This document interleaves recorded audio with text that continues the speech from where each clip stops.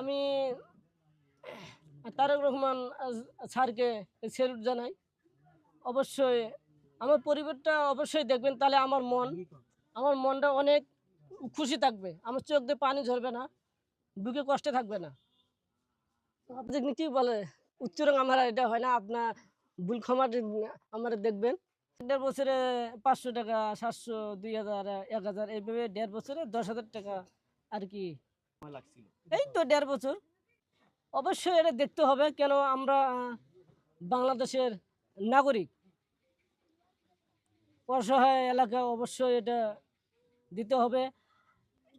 আরও অন্য অন্য জেলা, অন্য অন্য আমাদের বাংলাদেশে যে দরিদ্র এলাকা আছে, আমি তাদেরকে নিয়ে আমি ভাবি, তাদেরকেও কিছু খোঁজ করতে হবে কোথায় দরিদ্র লোক আছে।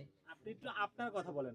আমার কথা তো বললাম তো। আপনি আপনার পরিবারের আব্বা আম্মা চিকিৎসা চান কিনা, আপনার ব্যক্তিগত সহযোগিতা চান কিনা, যাতে ভালো কাজের ব্যবস্থা হয় সরকারের কাছে, সেটা বলেন।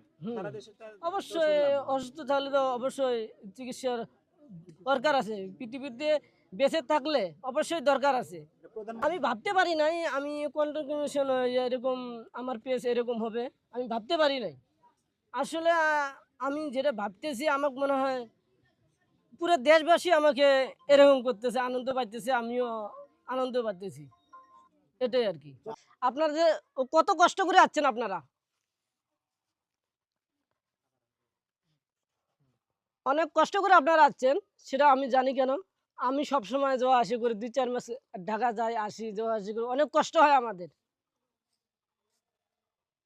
অনেক কষ্ট করে আসছেন, হয়তো নদীতে পানি শুকিয়ে গেছে, আবার ভারত যখন পানি ছেড়ে দেবে তখন পানি বাড়বে, তখন হয়তো তখন নদী চলবে, নদীর উপর দিয়ে চলবে, নৌকা চলবে।